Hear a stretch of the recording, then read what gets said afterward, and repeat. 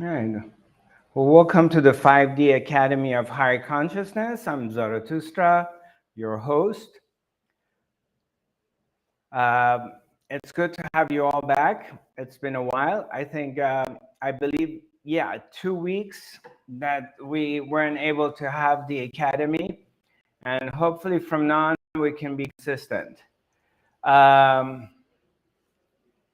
All right, somebody has written to me maybe something about manifestation. It's so popular, do some manifestations.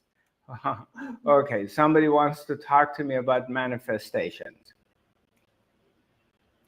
All right, let's see what the topic is going to be. We'll just play it by ear and see organically where it wants to go. Hello to Artie from Sweden.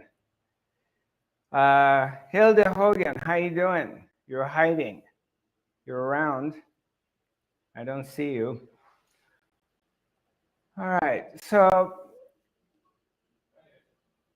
the topic of, there's a few topics right now which is very hot. Here in Tulum, I do come across a lot of people who are doing life coaching, and they seem like they're doing very well and they're very much into it. And a lot of people, I mean, this is a very hot topic these days about manifesting, intentions, co-creating with God. What else? You girls know. Tell me, what else is happening out there? There's all kinds of training programs about it.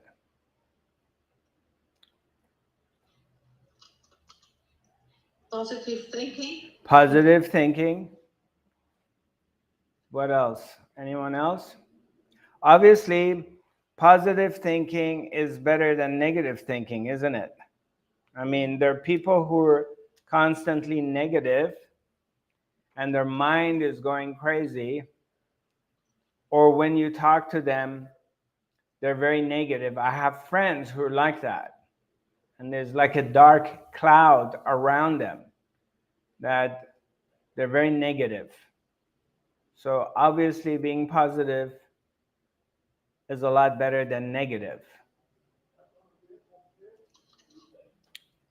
Anything else? Anybody? Come on. You're intelligent beings. Come up with something. You know, you're out there. No? Nothing? All right.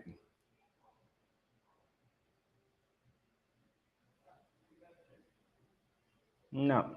Everyone's quiet.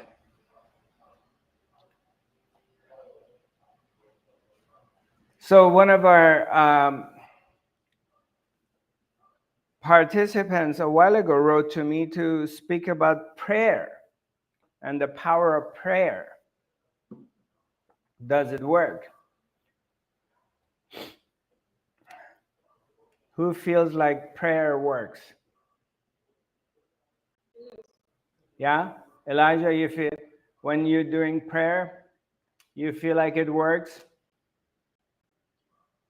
Yes, but also existence has to be in alignment. There's like a lot of things that has to be in alignment for things to happen, and also a lot of things that has to be in alignment for things not to happen. So prayer sometimes works, sometimes it doesn't. Yeah. Right. So who's done? Go ahead, Anita. Yeah, well, prayer can give me some strength for myself, so I feel more confident and can face my things better as a more psychological thing. Right. Prayer makes you feel better about yourself when you're praying. And when you're praying, you just pray for yourself, or do you pray for other people too? Of course, yeah. For me and that. Huh? What's that? Yes, of course I pray for myself, but also for for other people or for the world. For the in world, general. right? Yeah. You're being generous enough that you're asking. Yeah. But first, you're praying for yourself. You want something. Is that right? Not first. Depends what is going on. I mean, if I have a big problem, I want to pray for myself. If I can see the world, I'm thinking about the world. What is going on? Depends. Right. But if you have to choose between you and the world, who comes first? It's a very, I mean, yeah, I'm not trying to trick you. It's not a trick question, but it's just direct question. It's being honest. When you're praying, who do you pray for first? Who's more important? Who comes first? You or the world or others?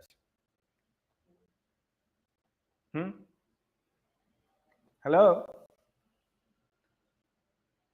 Anita? Yes, I think it's myself, yes. Good, thank you. I appreciate it. It's always me. You told this before. Yeah. No, we're just being direct. We're being honest with each other, First of all, we have nothing to lose. So we're just being straightforward. So when you're praying, you always pray for yourself first. You come first, basically. Same for me. I come first. So, go ahead. I have learned already that when you're praying, you should not ask for something. You should thank God, the universe. Thank you for letting me have some. Thank you for that all will be well. And thank you. For then you are sending positive energy lines up in the universe. Say the first, Marit. Say the first part of it. I didn't really catch it. When you're when I'm praying, I'm not asking for something. I'm thanking. Thank you, God. Thank you, universe, for letting me have some and some. Thank you. This will be very well and all right. For then you create a positive energy line upwards. right. And then it is positive things that comes back to you. Right. Okay. So, that's nice. Thinking negative. Right. Things Yeah. I think it's logic. Okay. So, right. Anyone else? Hilda Hogan, tell me, do you pray?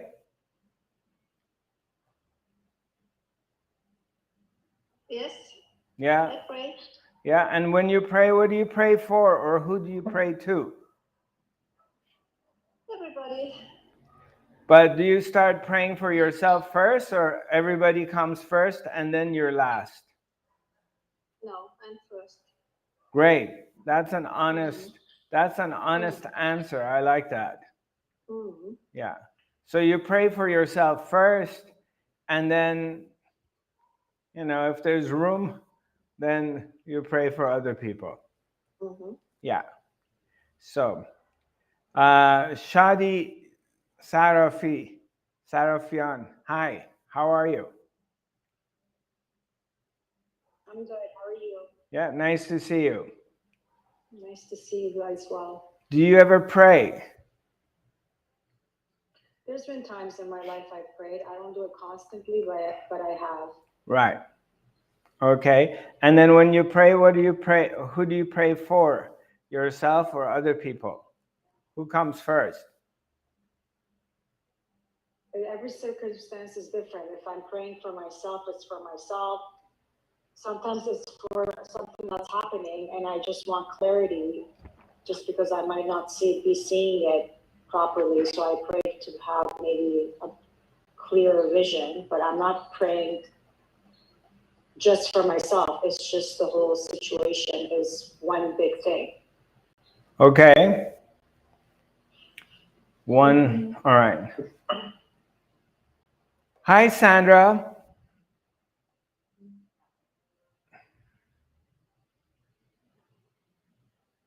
How are you, Sandra? Your volume doesn't work, huh? Hi. Hi. Hi, Sandra. How are you? Fine, thank you. Sandra, do you ever pray? I didn't understand it. Do you ever pray? You pray to existence, pray to God, pray for something, pray for praying? If I pray, Yeah, do you ever pray? no, No, you don't. You don't pray? no. No. Okay. Okay.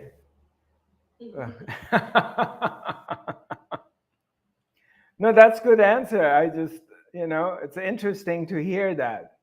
So right now we're talking about the topic of praying.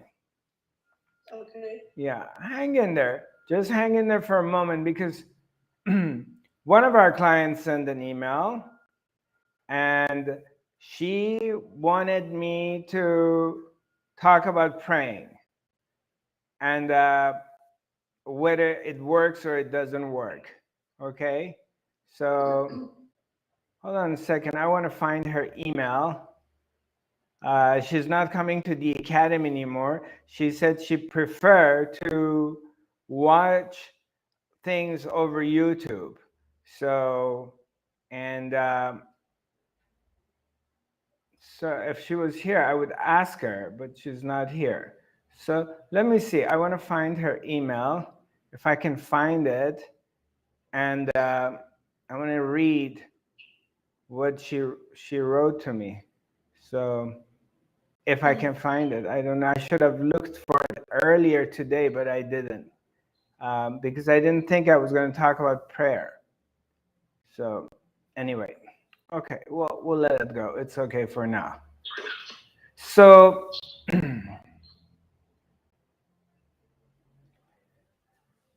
quite often, I'm just going to talk about my own experience and my own process, okay?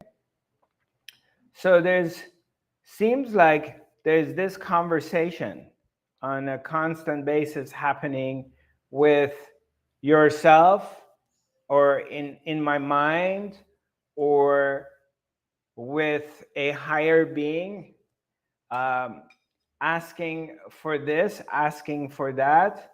Oh God, please, I hope this works. I hope I can connect with these people. I hope my deal goes through. I hope the girl gives me a call.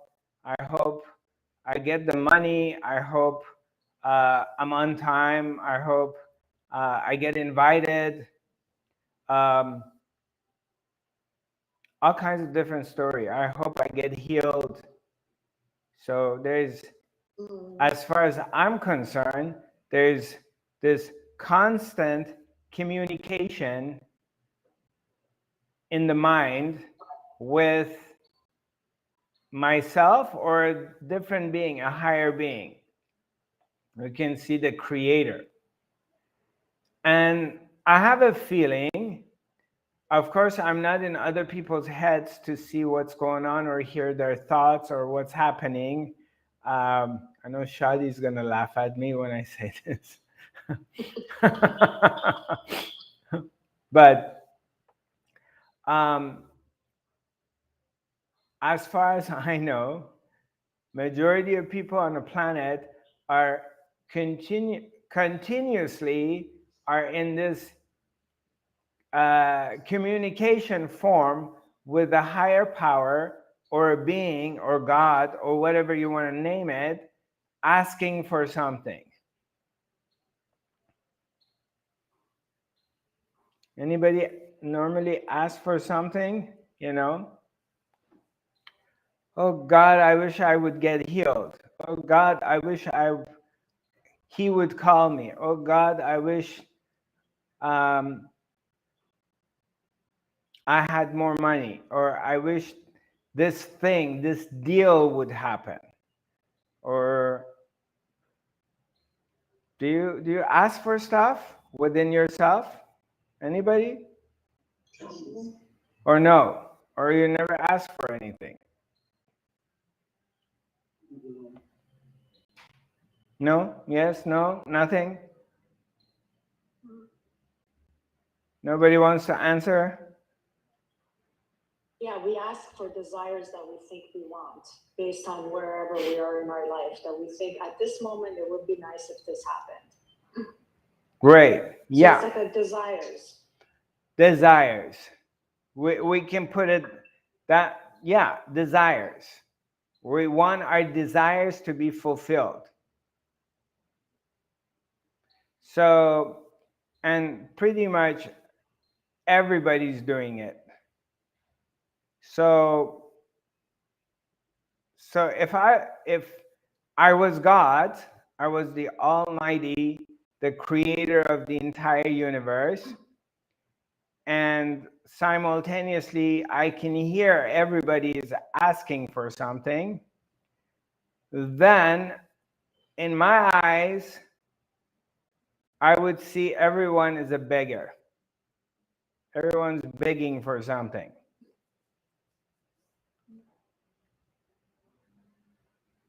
I mean, in the eyes of Her Majesty, the Supreme Soul, the Almighty, we, the individual human beings, are all beggars.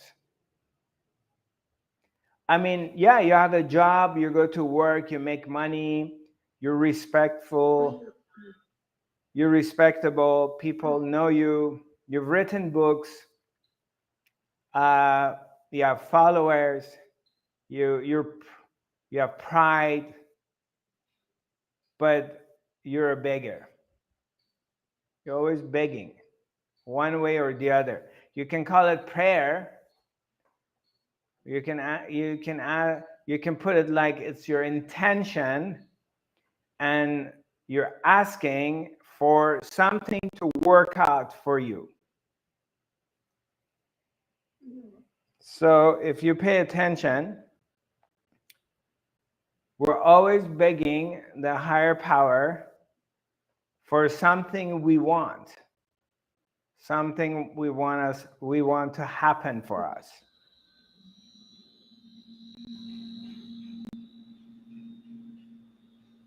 So now let's a little bit look into this thing a little bit deeper. So maybe we find some answers. So we were talking about the power of intention or manifestation, right? Which is a hot topic. It's very, very hot right now. Many teachers, courses are about empowering you, especially empowering women, and to manifest, to create your own reality, to create a better reality for yourself. And a part of that reality for a lot of people is that in this co-creation with God, then we can create a better world for everybody by the power of our intention and the power of manifestation. Okay? Are we here together? Are we agree? Yeah? Are you with me right now? Okay, good. Yes. Right. So, do you think it works? It's about how we are showing up and how we are being. Okay, explain. Can you explain that a little bit? I don't understand. The way we show up, it affects other people. Okay. Yeah. The way you show up, it Yeah. affects other people. Yeah. Okay. Right. Like if I'm kind to someone, or if I'm like an asshole towards someone, if I have clear boundaries or if I let people just walk all over me. Right. It affects people, right? And if we like have an open heart and we send out loving energy, it affects people. Yeah. Yeah. That's my experience. Yeah. Okay. What do you think, Hilda, about the power of manifestation and intention?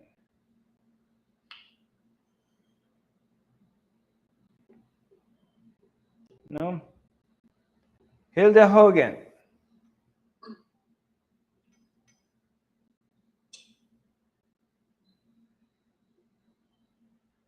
I don't know what to say. Or do you ever like try to manifest, create something?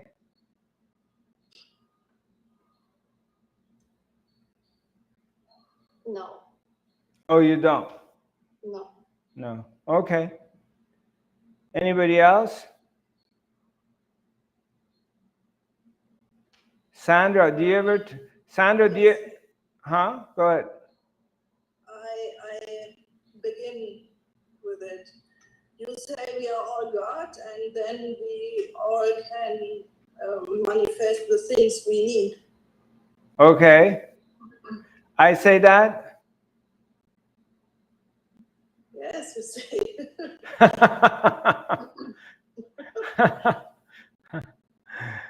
So I say we're all God, and I say we manifest what we need. No, that you say we are all God, and I think then we are the creators of our life. Okay. And Right. The course in Frankfurt, I thought, will you go to it or not? And then I, was heißt das denn?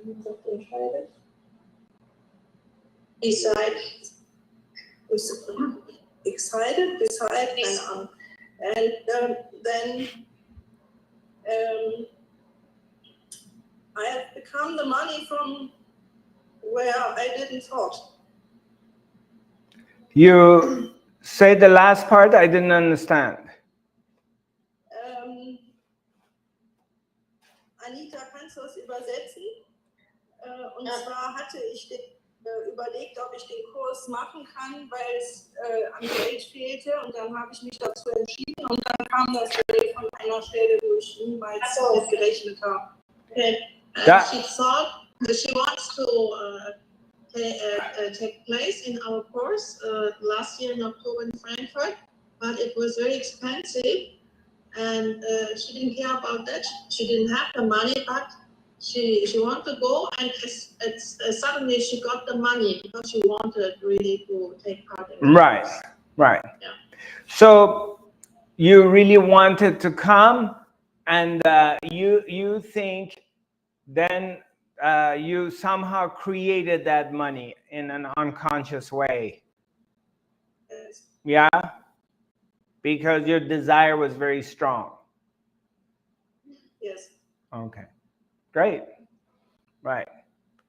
So what about when your desire is very strong and it doesn't happen? You really want something very badly, and you have a very strong desire for it, and that thing does not happen. Has it ever happened to you?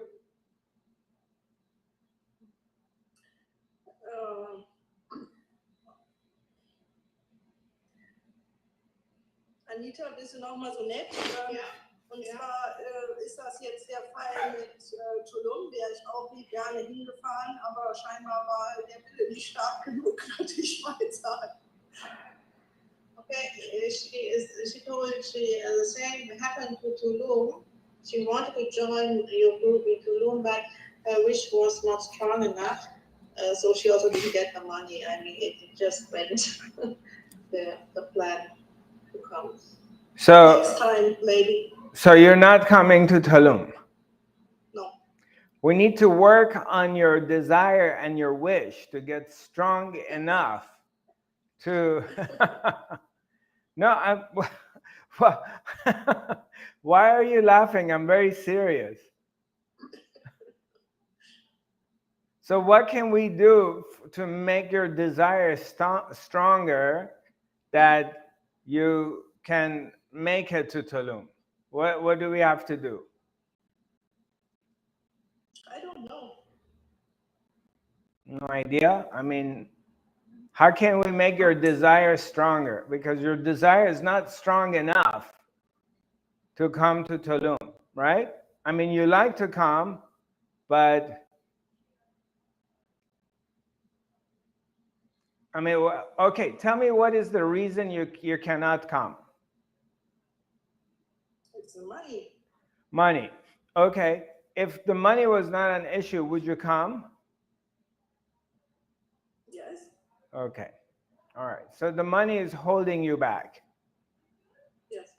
So, and the last time the money was holding you back from coming to Frankfurt to my event, but somehow in the last moment the money came. Yeah? Right. So how did the money come in the last moment? How did it happen? Excuse me. How did that happen?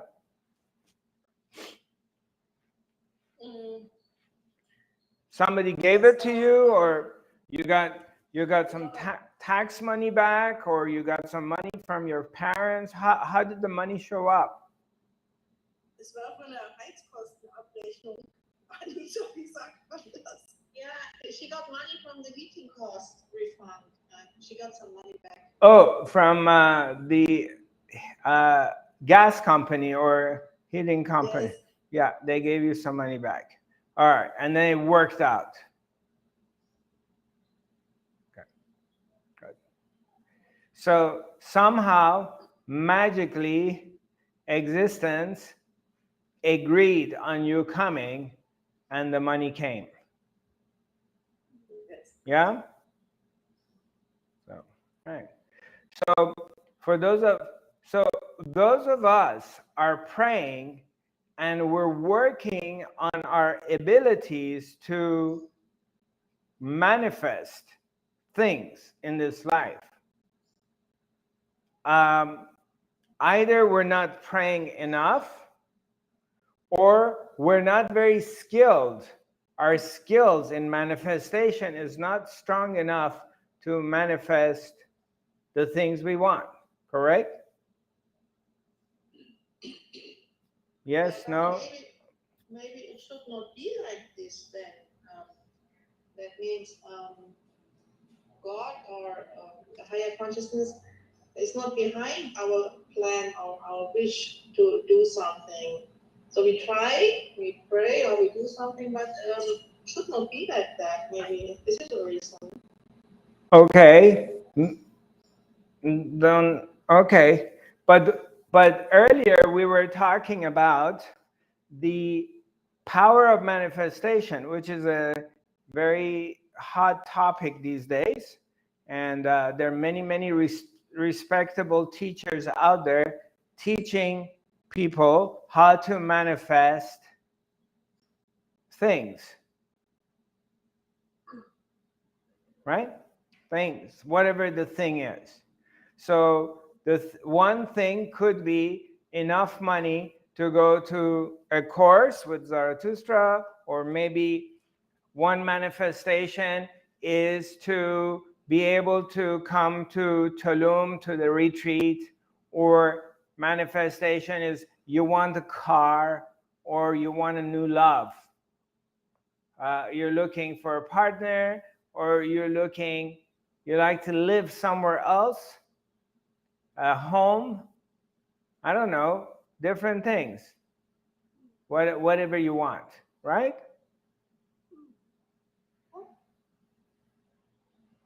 Are we on the same page? Go ahead, Marit, what?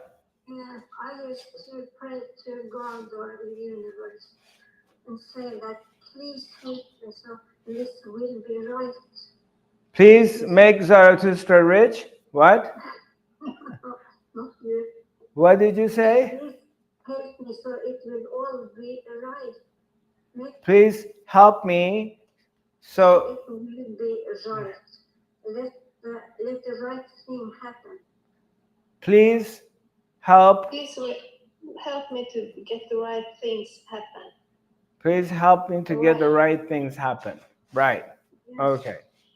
Instead All right. of asking for something. I think Please God help knows. me for, that's a very clever, I like that. That's very clever, you know? Yes, It's very smart. Very cleverly put the words. Like, I'm not asking for something for me, and I don't want anything, but please help me, right? So the right things happen. Yes. Okay, that's pretty clever. That's very, very smart. I am smart. Okay, I have a message here from Maria, Mary from Poland. So lately I read that someone before cacao ceremony suggested to participants go on this ceremony with some intention, but this intention must be from the heart, not from ego. Okay, cool. That sounds good. Yeah. Wonderful. Anything else? Anybody? Go ahead. Yeah. I think that God is in charge, right? So It's a what? Kaka is a what? God, the universe is in charge. Okay. God is in charge, yeah? Uh-huh. So do we need to manifest then? Because everything is happening as God wants, right? So if I don't get what I need or what I want, I don't need it. Okay. Yeah? Are And you? then something else is suddenly showing up, you know? And that many times that has happened to me because then I got something else that had been much better actually. Right. So I think I need something, but that is not right because something else is much better for me. Yeah, but you want the thing that you may get something else that you think it's better for you, because the universe knows what's better for you, right? Yes, of course. Right. And then I have to learn a lesson before I understand it, you know? Right. Yeah. Right. So what if something bad happens to you and it sucks? You know, you've been planning on going to, I don't know, this retreat or this thing. Everything is planning. You paid the money. You got everything ready. You bought your ticket. You have a friend helping you. And in the last minute, something happened with your health and you can't make it. And you have to you're left out. Yeah, of course it sucks. Yeah, it sucks, doesn't it? Yeah. Really bad. It sucks. It really sucks. And in that moment, what do we say? I mean, we still say like, wow, you know, existence, God knew that this is better for me, or you're just gonna say, fuck, it sucks, I hate it. Oh, we said it last one, I think. Yeah? Okay. Right. Can I say something? Mm-hmm. I was pregnant with my son, and then when I went to the doctor, he was sick, and they thought that he wouldn't survive. And I didn't say any of those things. I didn't think like, oh, this is the best or this sucks. Instead, I was praying and thinking that he was healthy, and then miraculously he became healthy.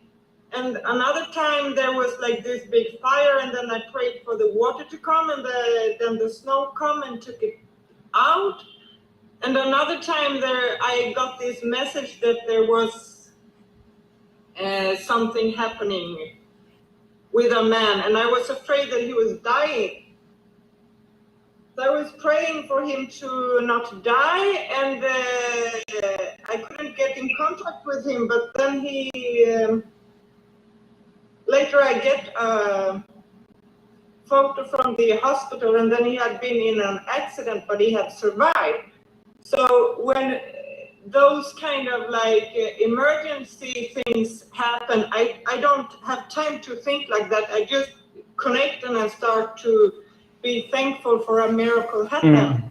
But it's not a guarantee for the miracle to come, but I pray for it. But for me, it's more easy to pray for something like that than to pray for money to come. Yeah. Okay. But that's how I'm working. Right. Yeah. Right. Anyone else? Anything?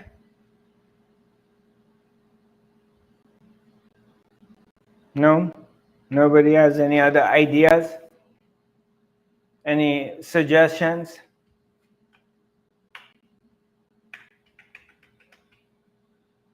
No. Okay. So,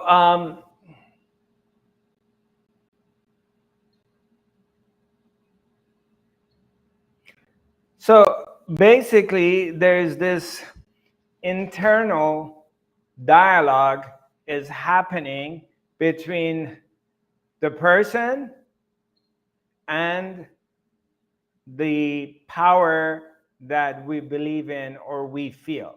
Something that is the Almighty, something has the power to fix things, to put things in the way we feel they should be. Like there's fire, and then you ask for rain, and then it snowed in that moment, and the fire was out. Correct? That's what you said, right? And then there was like this moment, like you went to the doctor and they didn't know if your son is going to live, he's sick or whatever, and you ask for whatever, you know, if he's meant to be okay or not, and then everything works out.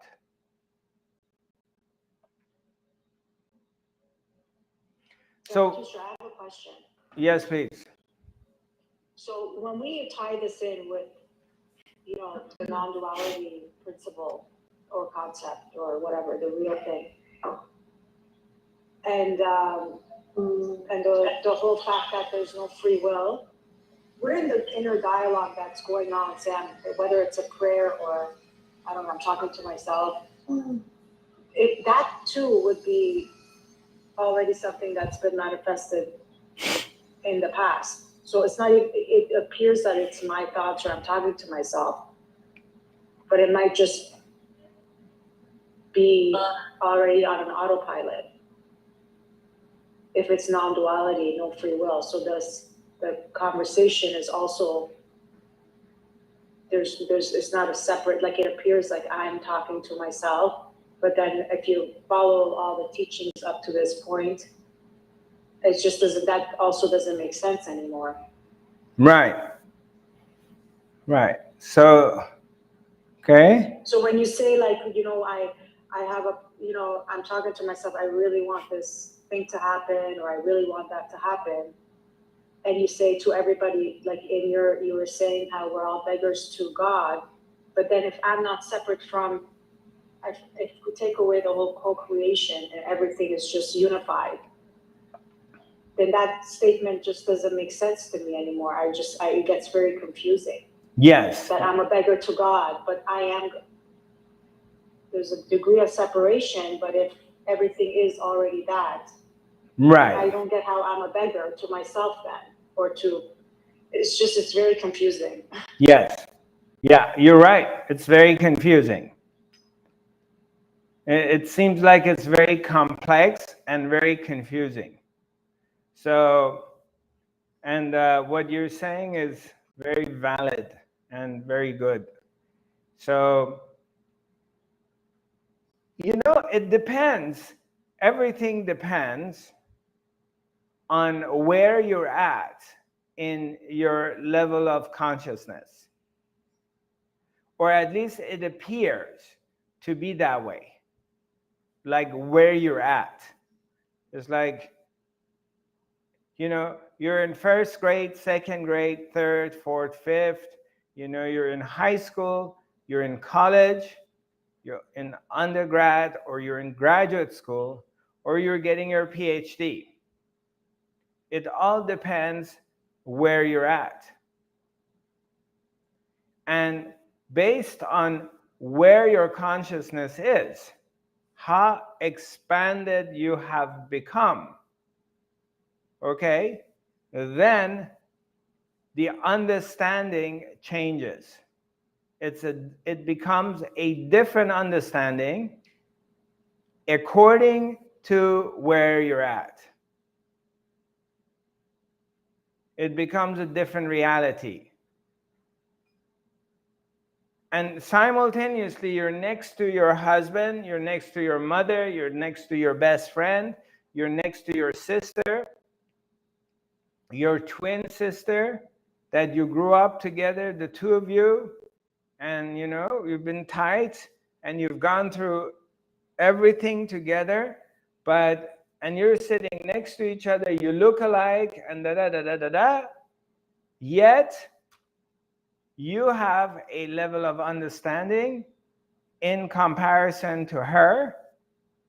She believes in the world, in the COVID-19, in diseases, in the wars, in the world may end, there's the evil forces, and the world needs to be saved, and blah, blah, blah.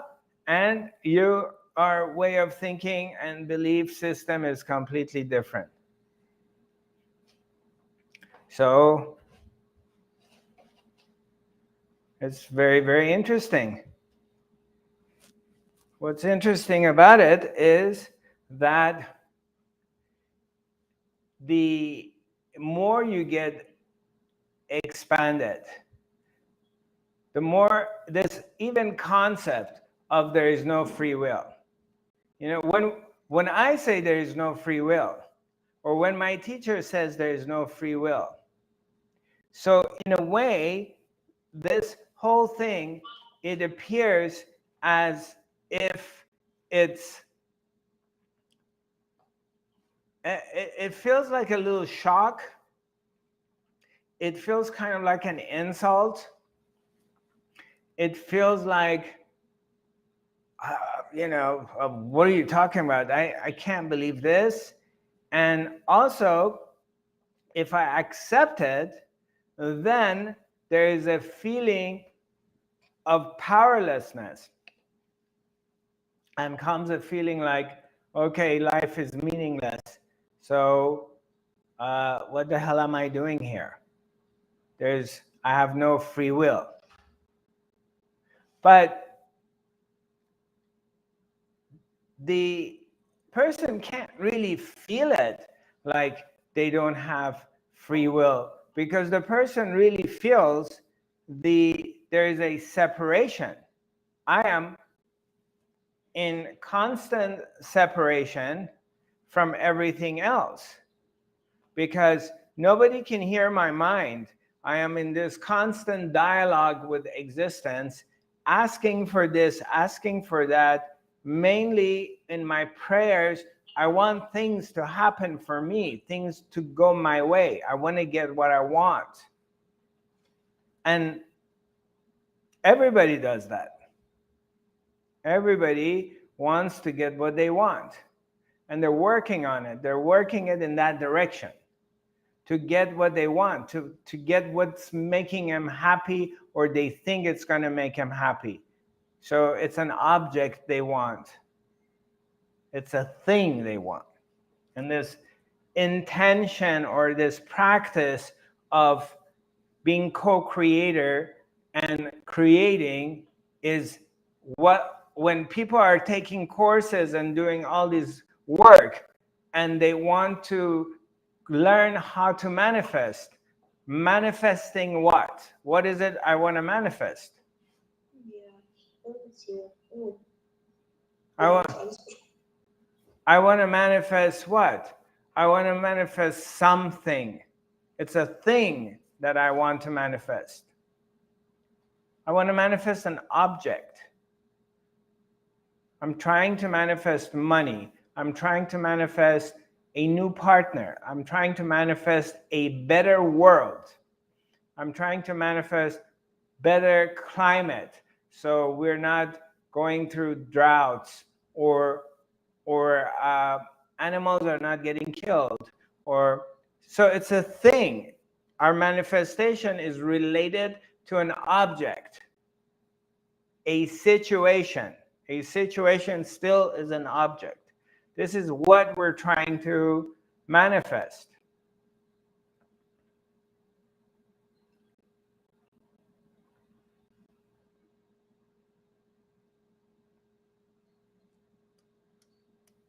Manifesting an But then object. it's not, but then it's not real then. But then that's the part that's the unreal.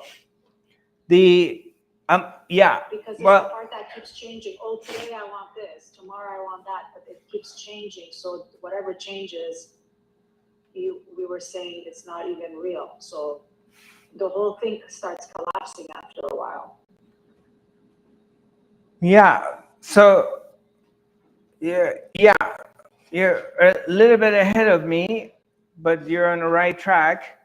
What I'm trying to say is that it's this dialogue, this manifestation, this wish, this desire to create something, to manifest something, happens in where? Where is this transaction taking place? It happens, I think, in the mind. Yes, you're right. It's happening in your mind. In your mind, in my mind. I am thinking or desiring, whatever word you want to put to it, of something that I want, or a situation that I believe it's going to serve the humanity, or it's good for me first and for all. Or if I'm really I'm very humble, this desire is for everyone, for other people, for the world, to have a better world. So this is happening in the mind. It's a thought, isn't it? It's a desire, it's a thought, it's a feeling. Yeah, and you consider that as an object anyway, the thoughts. Yeah. It's still a thought. It is a thought, it's an object, but yeah, exactly. So, but what about when you're sleeping and you're not dreaming, there's no thoughts? Then that's your true nature. That's your natural state of your being. That never changes and that never dies or born or whatever. Yeah, but there's no stories there. You know, what about the moments that you're in a deep meditation, or for some reason you have no thoughts? You're sitting somewhere, you're doing something, and there's no thoughts. Or you're exercising, you're running on somewhere, you're running, you're working out, you're rowing, you're on a boat, you're sewing something, you're cooking some food, you're making love to someone, whatever, you're in this situation and you have no thoughts. There's no thoughts. It's just something is happening, but you're not thinking. And nothing is happening. There's no story. The story, the prayer comes, I'm praying for something to happen. Something's not right, or something not complete, that I need to pray for it so that thing gets completed or it gets right. But as is, it's not right. There's something wrong with it. Because I believe that if there's a fire is happening, I want rain to come to put the fire out. So the fire is not right. So I want rain to come and take care of it. and my son, my child is sick and he may die, and I don't want my son to die because that's not right. What's right is I want my son to live. I'm thinking that, right? But life and death are a part of the deal. Eventually, my son has to die because all living things die at one point. All things end. So, God, existence, the power that created the world, doesn't know what it's doing. There's faults in it. There's like cracks in it. Maybe a lot of the times God is doing it right, but sometimes God is not saying something and is making a mistake and something's not right. And I need to intervene and pray and ask or manifest or help God to fix that thing because it's not right. God doesn't know. He's made a mistake. Yeah, one moment, Elijah. Does this make any sense? Mhm. Right.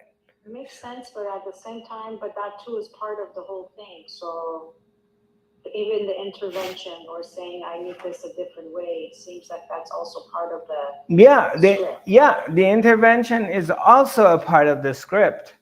I agree.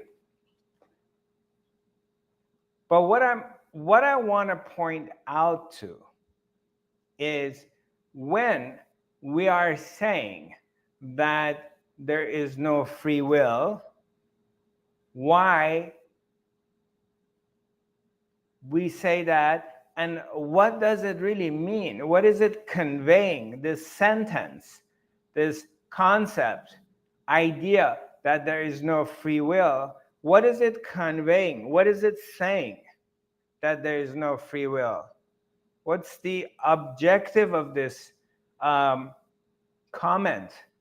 What is this comment trying to deliver? What is it trying to tell me when the master or the teacher or in Advaita Vedanta, it says there is no free will?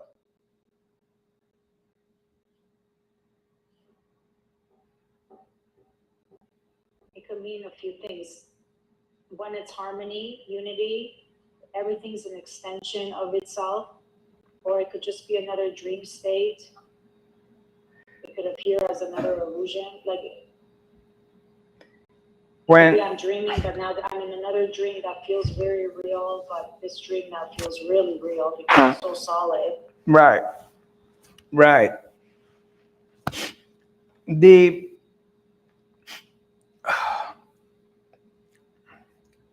When it's talking about there is no free will,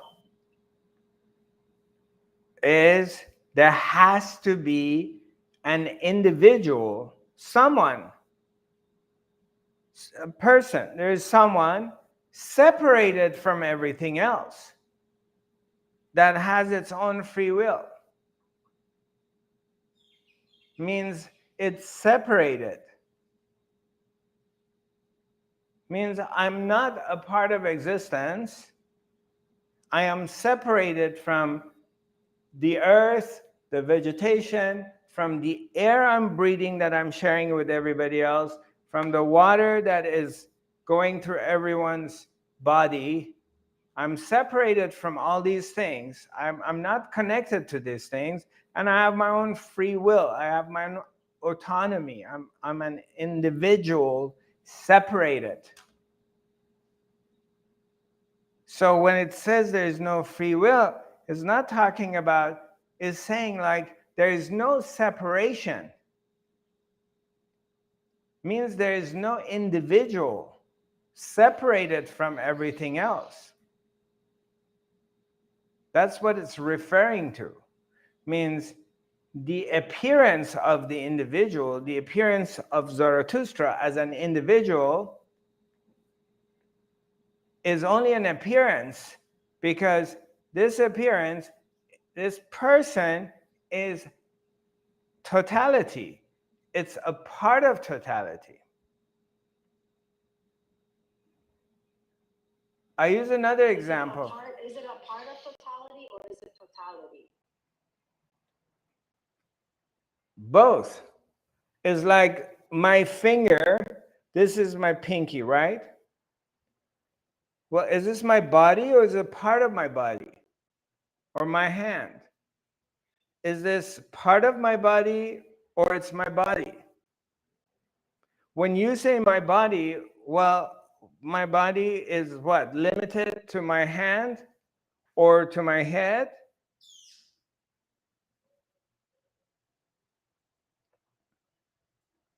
You understand? Does this make sense? Let's just look at this for a second. Let's stay with me, because this is important that you stay focused on that. Pay attention to this, because this makes a big difference between running around and banging your head against the wall and suffering versus coming to an understanding that can change a lot of things in your life. Because it's really critical. If you're here and listening to it, then you may pay attention to it. Is my hand my body or it's a part of my body? It's your body. It's my body. There's no... When I say my body, it means the whole thing. The whole thing is my body. My eyes, my hands, my tongue, my heart, my kidneys, these are all together is my body. So there is no autonomy here. It's like, it doesn't like my hand has its own agenda. And my hand, yes, you can have a disease, you can get Parkinson's, and your nervous system, and your hand is shaking, and you cannot control your hand anymore. I understand that, but that's not what I'm talking about. But ordinarily, on a healthy person, does your hand say, I am going to go to Tulum because I have my own free will. I don't give a shit about the rest of you staying here or not. I am flying to Tulum. So your hand separates from your body, buys a ticket, and flies to Tulum. So a hand arrives to Tulum by itself, but the rest of your body stays in Toronto.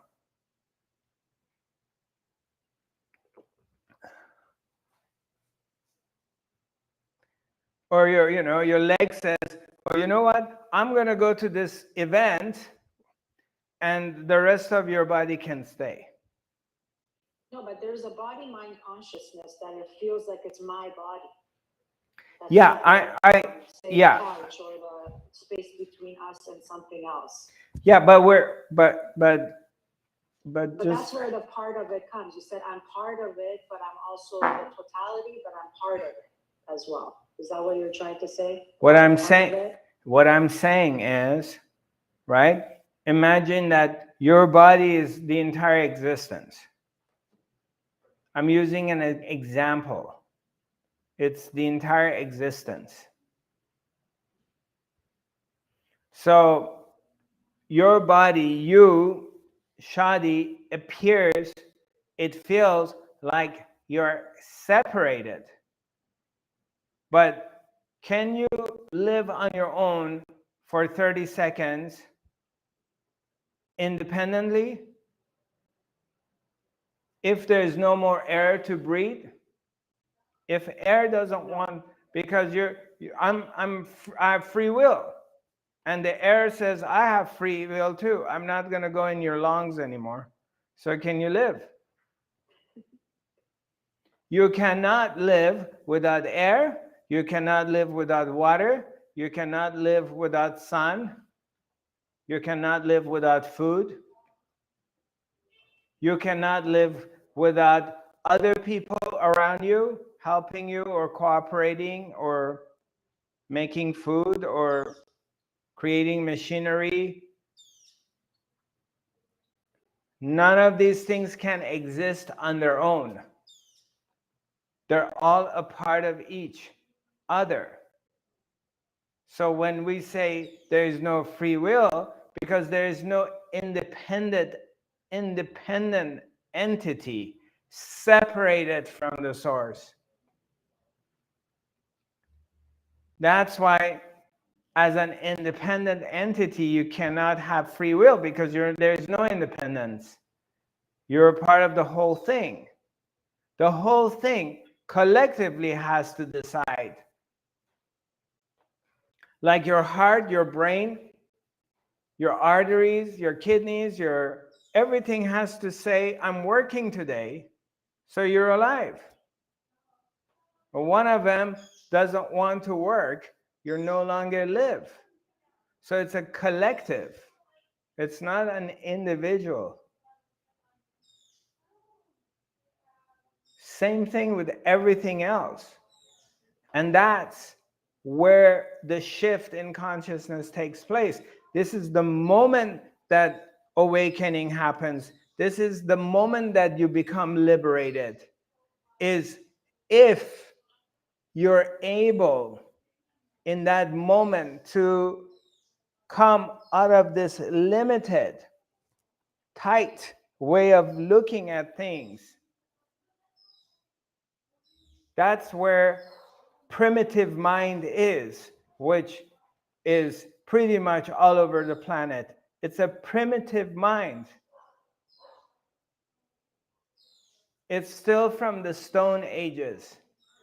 It looks great. It dresses great. It looks fancy. It doesn't have a beard anymore. It doesn't live in caves. They don't kill each other on the street for food, not yet. But the mind is still primitive. It's still coming from Stone Ages because it believes in this idea that it's on its own. It cannot see that its existence is not independent. It's the entire thing is here. And in that very moment of realizing it, in that very moment of breaking through it for some reason, whether it just you drank a lot of ayahuasca, or you had an accident, or the guru showed up, or something happened in life, there's a breakthrough, there's a moment that a crack takes place in this primitive, tight, limited way of looking at everything, to a moment of realizing that, wow, there is no separation. There's nothing in life I can do. Even picking this glass of water here and drinking it, this is a collaboration of the entire existence. The entire universe is willing it. But somehow I am conditioned and hypnotized to believe that I'm the one who's choosing it, because it's me. I'm powerful. I got the power to manifest. I came here to help God. But I'm not asking myself, well, how was God managing the entire world 100 years ago before I was born? 200 years ago? 500 years ago? 1,000 years ago? How was this whole thing being managed without you being here? And how was it being? How's it's going to manage after you die? This is ignorance.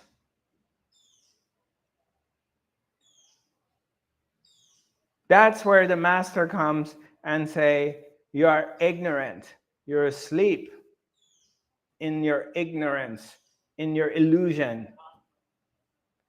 It's not to insult someone, to put them down. It's just pure ignorance. It's ignoring everything else and being so focused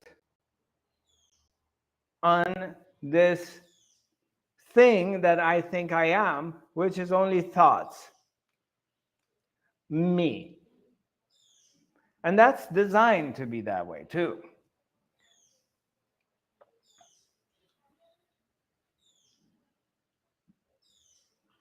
Because it's the same existence, keeping the self sleepy or whatever. Yes, Just exactly. like me, I sometimes fall in and out, and I could sense like, oh my God, I just. Right. But then that too is part of the thing. Yeah, it wants to experience the sense of separation because it's never separated, but at least it's like begging for a moment. It's like, give me a moment that I experience separation.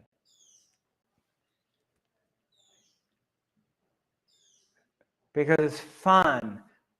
Fuck, I've always been one. Give me a moment. Eternity, I've been always one. One means there is nothing else. Now I get a chance to play this game as a bunch of other people. And we're questioning it and we're talking about it. Now I have a moment to act like I am separated. But it's never separated. It's never been separated. It cannot be separated. It's just such thing does not exist. Only in imagination. Only by creating time and space. Only by creating the illusion of it that it's separated. But separation, such a thing, it's a non-existing phenomena. It never existed. It cannot exist because there is no two. It's only one. There's never been two. There's only one.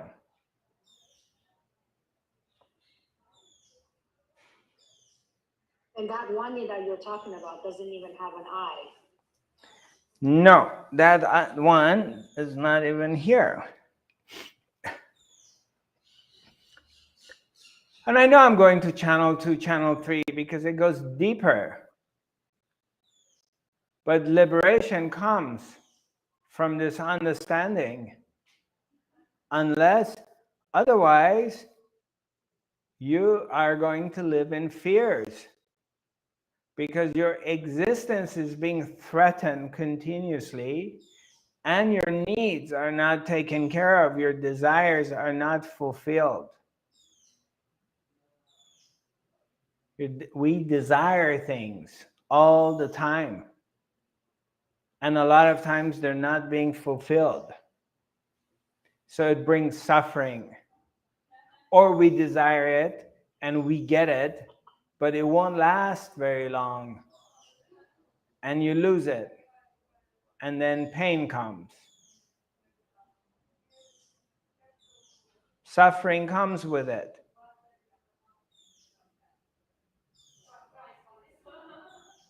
But the desire and suffering are part of the same thing too. The desire and suffering, yes, there's a part of, yeah.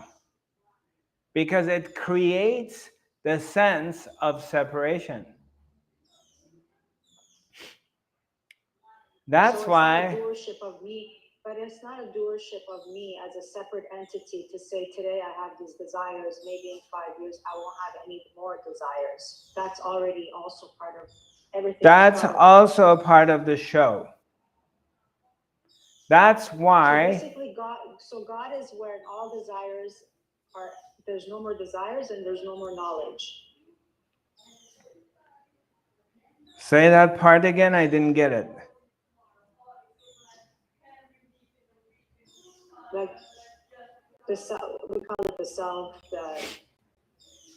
let's call it God source, is when there's like, for it to be at its total natural state, is when there's actually no more desires at all. And there's no knowledge using the mind anymore. It's just complete silence. Yes, the substratum of it, and you can experience it. Be quiet, and then you will see it. It's there. It's here. Always here. Because that's the very background of it. That's the substratum of everything. It's always still and it's always quiet.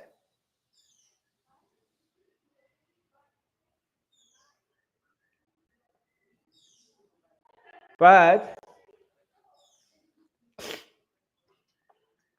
I want to know something. So that means manifestation, desiring or praying is just, we can't forget this. It's just an imagination from us, from human beings, but it doesn't go to an aim. It's not the aim what we want. Is it true? that all your manifestations and all your desires are all totality's manifestations and desires. This is God's desire. God desires, either it manifests or it doesn't. Whether it does, when it manifests, it's the totality wants it to happen, and when it's destroyed, it's the will of totality. The entire existence has agreed on destroying something and has agreed on creating something. Some people, they claim, some teachers, they claim you must manifest, really manifest, then your wish will come true. It's up to you how fast, how you're manifesting, you know what I mean? That means they give the idea you have to think a lot and you have to manifest Great. and wish a lot, then you will get what you want. But Great. Great. Should do that. Try that and see what happens. I think you've tried it all your life and you've come to the results, and now we're here. But they claim it's successful. I know so many teachers, they work with this and they will tell you you will be successful in this, and they will prove this also. Great. It is very, you know? Fantastic. Yeah.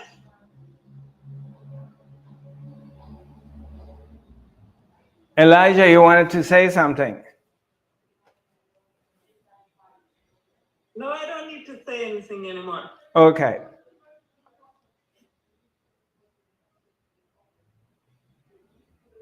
Who are those teachers?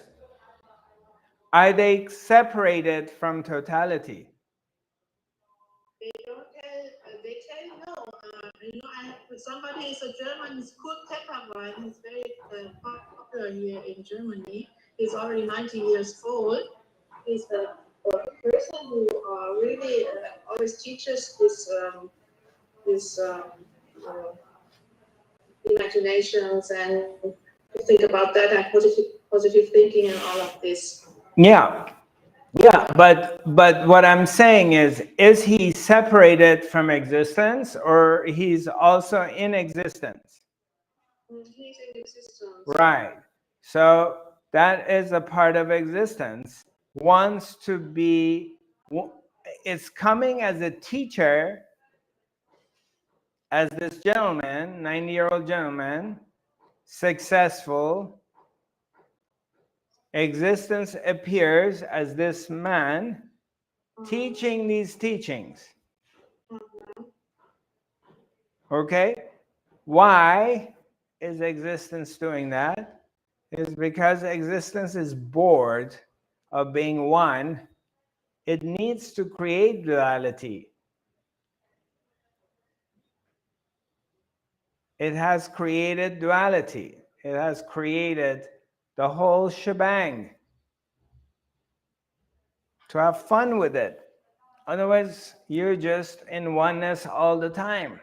Yeah, but these people, they teach the wrong teachings from my idea. And they will confuse people. They give illusions for people.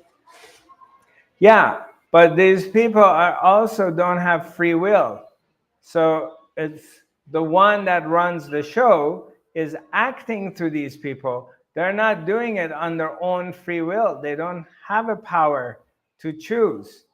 It's existence acting as these people, confusing the rest of the people. That's a part of the show. It's a part of the lila. They also don't have any kind of free will to be anything else. They're not bad people. No. Or good people. They just are also puppets like you and me. Puppets. Yeah. We're all puppets. Yeah. And I don't have any choice of teaching. I was talking to one of my friends yesterday and I was saying, yeah, if I could teach, she was telling me, why don't you teach manifestation and da Zarathustra, you're going to make a lot of money. I said, yeah, that sounds really good. I just can't teach it. The money part sounds great, but I can't teach something that I don't believe in. The money is great. I can teach it and I will have a lot of people coming to me. I just can't do it. I can't open my mouth and teach it. My mouth opens up and teaches this.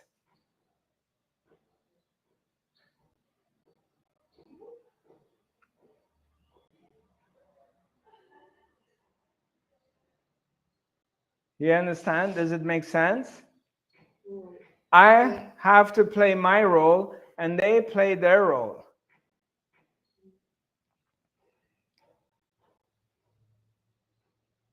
So in a way, it's perfect. There's no imperfection in it. It's just, this is how it wants to be played out. But those who come to this realization for whatever reason, it appears that they get freed from the cycle of suffering. They're not suffering. So there's a surrender. There's a sense of surrender into what is. Surrendering, and you start to see something that other people do not see. Something appears, a pathway appears, a vision appears, a level of seeing happens that you begin to see that, wow, this whole thing is happening by itself. It is doing it. It is helping you become successful, make a lot of money, and become very famous and be very comfortable. And it's the same one that gives you a breast cancer and kills you. Or it's the same one that gives you all these things, and it's the same one that in a moment makes you make a decision, and in that decision you lose everything. And you think you're doing it until the time that you realize you're not doing any of it. It's doing you. And that's where peace comes. That's where comfort comes. That's where the freedom comes. In the part that you start to realize you're actually not doing any of it. You have no say in any of it. Even though you are doing things, but it all is happening out of choice. You're not choosing it. It's choosing for you. And that's where transformation takes place. That's where the shift is. That's where the primitive mind expands itself and starts to open up. Where surrender starts to come, the trust starts to come. Because although it's very scary, the way out is scary. First you get a gun, then you put two rivers together. But regardless, it's still scary. We have been working on ourselves for a number of years. And we have, some of us, been together for 8, 9, 10 years.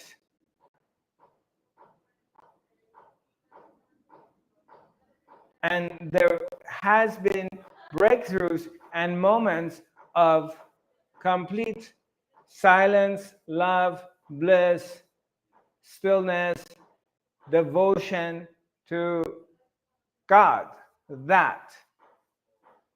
But there's also a lot of moments of doubts, a lot of moments of struggle, a lot of moments of questioning things. But what happens slowly, slowly, slowly, slowly, slowly, you move beyond that.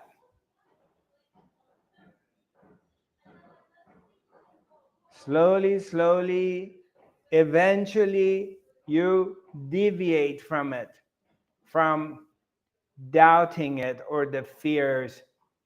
You start to see that there's a silver lining. There is something that is running you and running everything else. You begin to see that. It will reveal itself to you. It's still, there's a lot of doubts, there's still a lot of fear, but the more you see it, the more you surrender to what is. And surrendering to what is, that doesn't mean you don't get up and go to work. Even though you know that it's all predetermined and it's all happening by the one, by the force, you still get up and go take care of your duties. But you can see that you have nothing to do with any of it. It's just happening.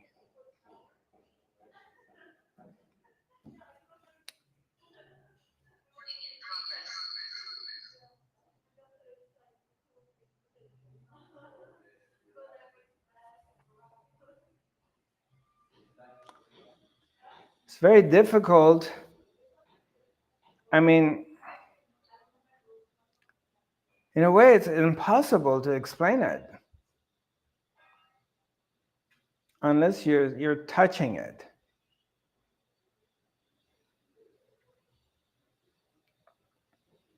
Unless it wants to reveal itself to you. But somehow you're here. Somehow we're together. Somehow we're listening to this. Somehow we're drawn to it. Somehow something feels good here for us that we come together. While there is hundreds of thousands of teachers and teachings, but somehow we're here. I don't know why, but we're here. Something feels right. Why are you here? Why do you come to the academy? Why do you come to me? Why do you sit with me? Or why do I come and sit with you? Something is pulling me here and something is pulling you to me. What is this thing? Why are you drawn to these teachings? Even though maybe you don't understand a lot of it, or it doesn't make sense, or creates confusion. Because you know, when you pick up somebody else's book or you go to someone else's workshop that is talking about manifestations and stuff like that, in the beginning it feels really amazing and you love it. But then somehow you come back to this. Why? You don't have to. Well, why do you come back? Have you ever asked yourself this question? Anybody? Anita, why do you come back? From beginning, there's a glimpse all the time, some truth I can feel, I can understand, but I forget it all the time during my days, you know? Right. I'm going back to my other life, but I can feel always after this discussions, this what you're presenting, there's a deep truth inside, and this is pulling me. Yeah. Yeah, it's pulling you. Even though you have access to a lot of other teachings and you check them out. All you have to do is go online, go on YouTube, and you can check out hundreds of different teachers. We all done that. Or going to other seminars with other teachers. We all done that. But then you don't know why you come back. You don't have an explanation. Even though, as I said, you may, and I'm not pointing out my finger to you, so I'm not talking about you in specific. Even though you don't completely understand the teachings, or you haven't really, it hasn't really 100% revealed itself, but there's something underlying that is pulling you strongly towards it. Something feels right, but you don't know what that is because you don't understand the language, you don't understand the concept of the free will, no free will, da da da da. But something is just mesmerizing, hypnotizing you, it's drawing you. It's so strong. You try to go other ways, but you're pulled back here. You trust in that. If you don't understand the words and the concept and the teaching, that's fine. Trust in that force that is pulling you. Forget about the rest of it. You don't have to mentally understand the rest. You can only understand one thing: your attraction to this. And trust that attraction and follow it. I mean, you don't have a choice. Neither do I.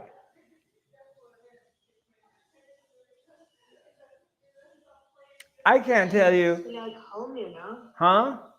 It feels like home. It feels like home. Do you know how many times I've thought about quitting this business, quitting this thing, open up a coffee shop, start myself a business, something solid, something more tangible, something more steady, something more stable? Many times. Even yesterday I was talking to somebody about something. Starting a coffee shop. Huh? Starting a coffee shop in Mexico. Yeah, I always wanted to have a coffee shop. Yeah. But something draw strongly. They're great ideas. They're lucrative ideas. They're, you know, I have some other business ideas that I want to do in Tulum, and I can see the opportunity like nobody else is seeing it, and it's perfect to do it. And I entertain the thoughts, and it's fun, But then I'm back here doing this.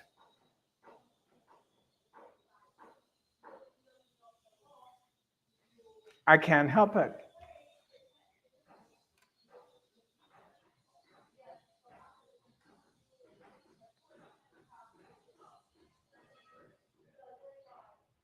I can't help it because I don't have a choice of doing something else. This is what's happening.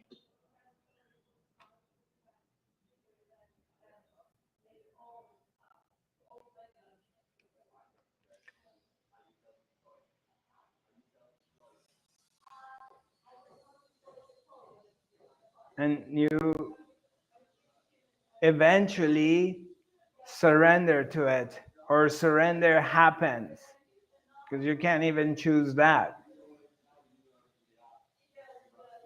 But something comes with it much deeper. That sense of your home, that sense of freedom or salvation. You feel like you're being saved. You feel like you're on the right path. It feels right. It just feels right. You cannot explain it, but it feels right. You just trust on that part. You just focus on that part.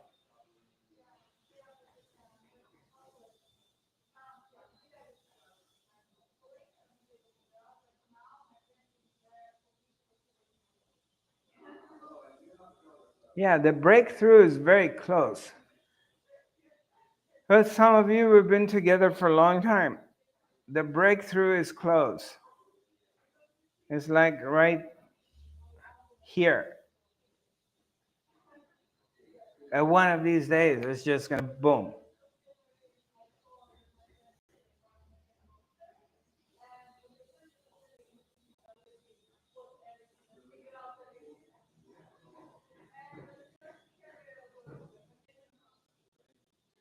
It takes a lot of courage too, because you're completely going against the herd.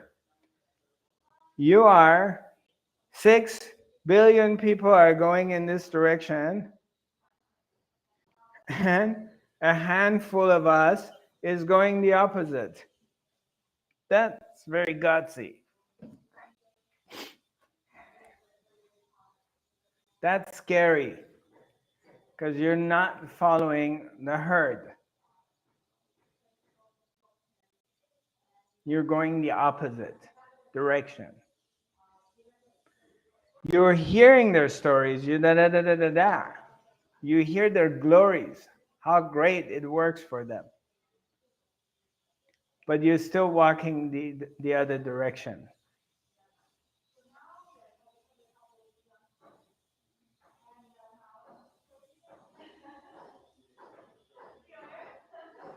And at times you're saying to yourself, oh my God, if I was going in that direction with all of them, it would have been a lot of fun, a lot of easier. Or it appears to be easier, because they're all going in that direction and I could be a part of them. But I can't. I can't go in that direction. I gotta go this way.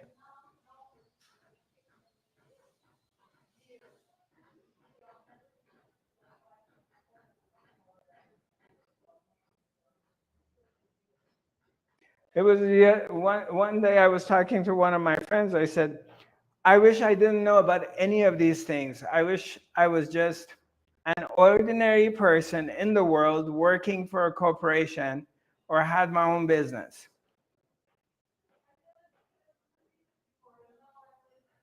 Sometimes I think that. Like I didn't know about any of these stuff. Like a lot of people I know.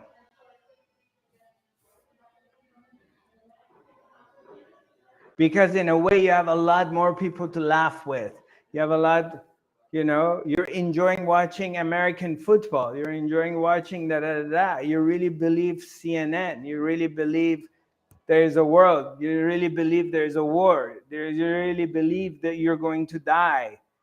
You really believe that you're getting married and having kids and accomplishing in life, you really, all these things are real to you.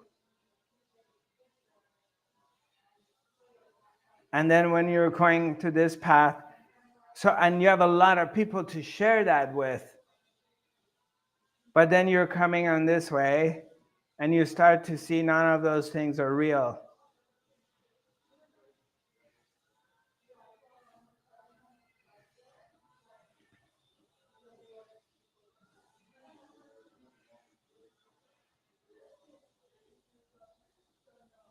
Neither as who you think you are. That's not real either. Wow. Well, how many people can you sit down and say these things to? So it somehow appears that makes you isolated and lonely.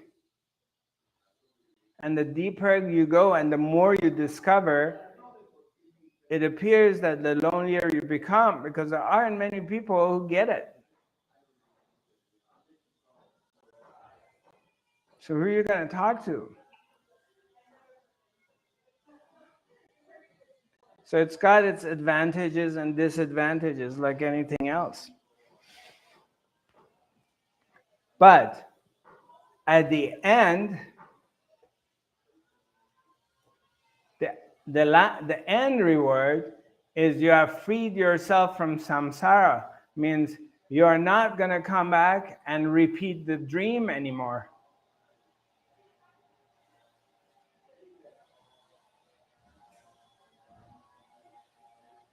You free yourself from the dream. It's going to be a liberation because you found freedom.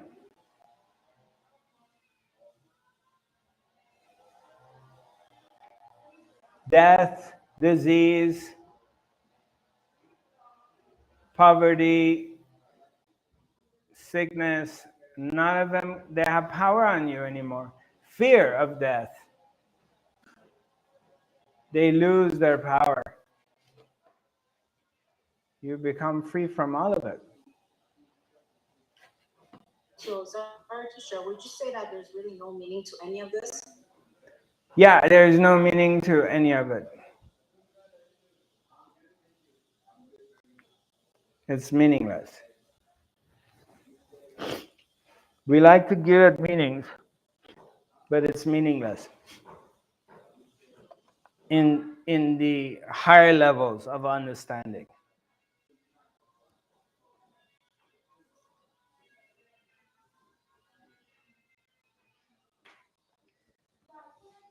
All right, so coming to the end of our academy time. That was a good one. What should we title this academy?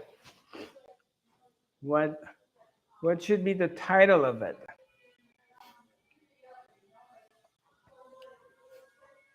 Because after we finish up, Amir is going to ask me, well, what is the title of this academy? So what do you think? The end of the world. The end of the world? We are all one. We're all one. Yeah. The power of prayer. Do prayers work?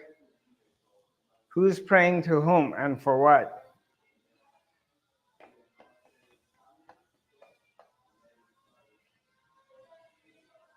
Origen said, is all an illusion, or is prayer an illusion? Is manifesting an illusion?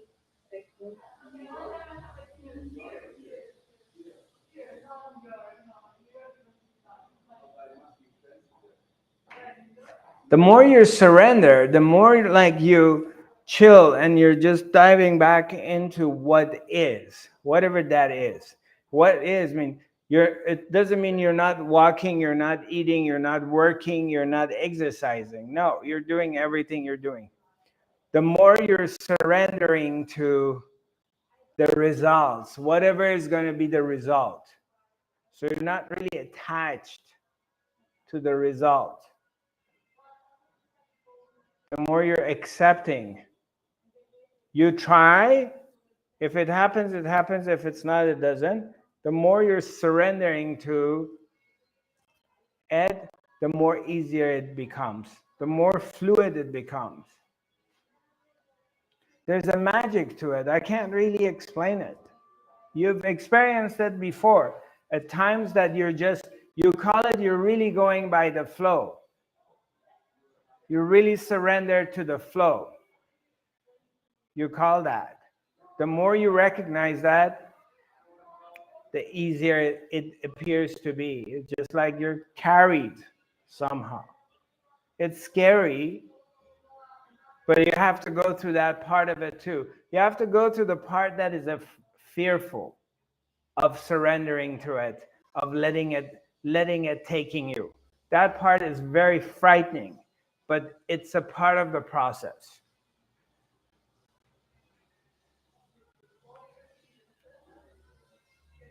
Right. Well, thank you for joining me. We're going to have our next academy, inshallah, God willing, next Wednesday. And also, I'm having this retreat in Tulum. It's the shamanic retreat that I'm having, co-hosting with my brother, Baram G. And that's going to be from February 4th to 12th. And we still have a few spots available. So if you have any questions, please feel free to contact me, and I'm more than happy to give you information. My email is info@zarathustra.tv. info@zarathustra.tv. My website is zarathustra.tv, and my social media pages is Zarathustra 5D. We will be sending you a copy of this broadcast to those of you who are part of the Zoom. And this is simultaneously being recorded. It's going to be on YouTube, Facebook, Twitter, and also separately on my phone. I've been broadcasting on Instagram. I look forward to hearing from you. Have a good week. Take care of yourself. Sending you lots of love and light, and just stay in your heart, stay in your truth, and stay in this place of trusting that you will be taken care of. You will be taken care of. You are taken care of. No matter what happens, you are taken care of. That's the power. Namaste. Love you. Nice seeing you.